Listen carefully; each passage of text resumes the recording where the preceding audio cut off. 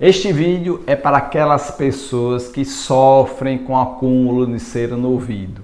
Se você tem esse problema ou conhece alguém que acumula muita cera, fique aqui que logo você saberá o que deve fazer quando seu ouvido tampar após um banho de piscina, após um banho de mar ou mesmo com a utilização do cotonete. Eu sou o Dr. Renato Thaumaturgo, médico otorrinolaringologista atuante na cidade de Natal, no Rio Grande do Norte. Mas o que vem ser a cera? A cera é como se fosse um suor do ouvido. É um acúmulo de substâncias que é necessária para o ouvido, para lubrificar a parede do ouvido e serve principalmente como uma barreira física, impedindo com que insetos entrem no seu ouvido, causando aquele barulho horrível em que os pacientes chegam nas clínicas de otorrinolaringologia gritando, urrando de dor, porque é uma sensação totalmente desagradável.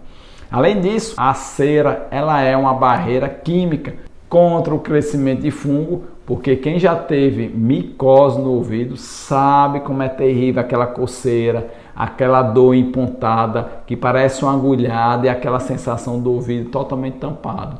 Então tem que ter cera no ouvido para proteger contra fungos e principalmente é barreira química contra a bactéria.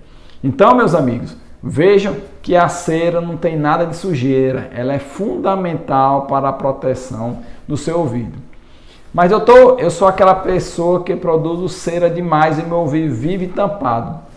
O que eu devo fazer? Primeiro, você tem que entender que a cera acumula em algumas pessoas por três motivos principais. O primeiro está intimamente relacionado à produção de cera, porque existem ouvidos que produzem cera demais. Como eu falei lá no início do vídeo, a cera é como se fosse o suor do ouvido.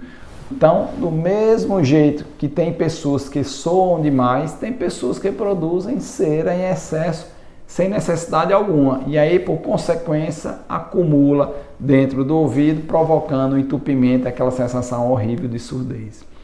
Uma segunda causa é a consistência da cera. A cera ela pode ser uma cera líquida, pode ser uma cera pastosa, e esta cera pastosa é que tem a maior capacidade de se acumular, e tem a cera mais sólida, mais ressecada, mais rígida. Então, a cera pastosa é aquela que se consegue organizar, se espalhar em todo o conduto auditivo externo. E outra, na entrada do ouvido existem cabelinhos, e uma cera pastosa, aqueles cabelinhos literalmente agarram na cera, impedindo a sua saída e facilitando o acúmulo. Tá certo? E a terceira e última causa que mais favorece o acúmulo de cera é a manipulação, principalmente com as hastes flexíveis, o famoso cotonete. Então, três situações que fazem o ouvido acumular cera. Primeiro, aquele ouvido extremamente produtor de cera.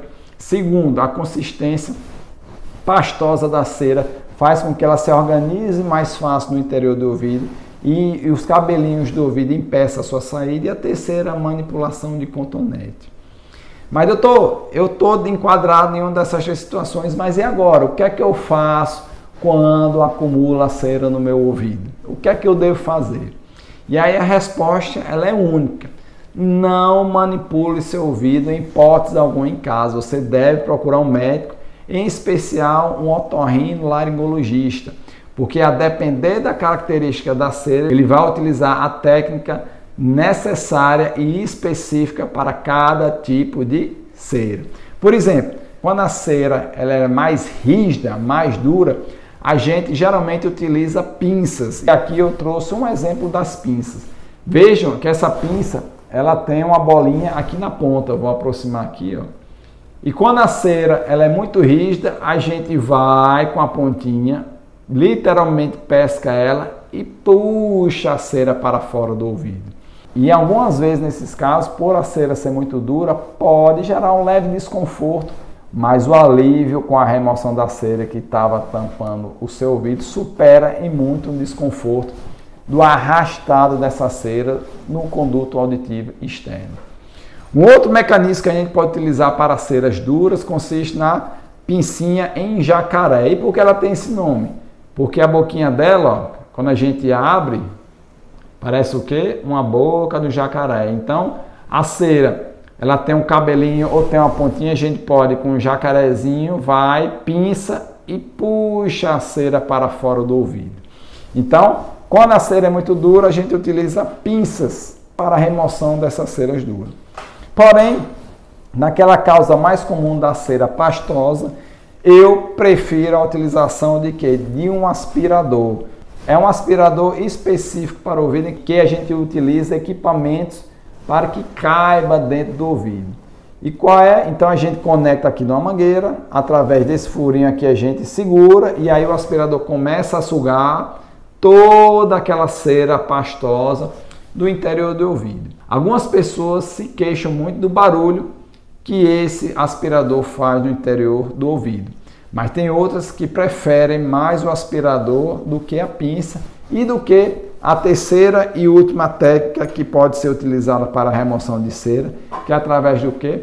Da famosa lavagem com água ou soro morno, que consiste em quê?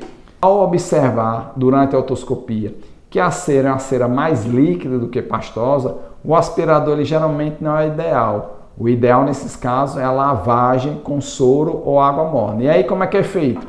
O paciente segura a cuba, que é chamado cubarrim, perto aqui da orelha, e nós, otorrinolaringologistas, com a seringa cheia de água morna, acopla aqui no ouvido e com a certa pressão joga esse líquido no interior do ouvido, que ele vai bater lá no interior, na membrana timpânica, entra e quando sai ele vem lavando o ouvido, tirando aquela cera mais líquida do que pastosa que estava entupindo o seu ouvido.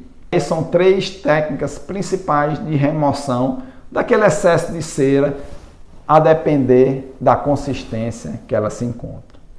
Tá bom, pessoal? Espero que vocês tenham gostado desse novo vídeo. Não se esqueçam de se inscrever no nosso canal e o mais importante, se você quer ajudar pessoas com conhecimento, compartilhe este vídeo para amigos e familiares, para que eles conheçam os vídeos do Dr. Renato Taumaturgo e fiquem cientes dos problemas que eles podem ter e resolver da melhor forma possível.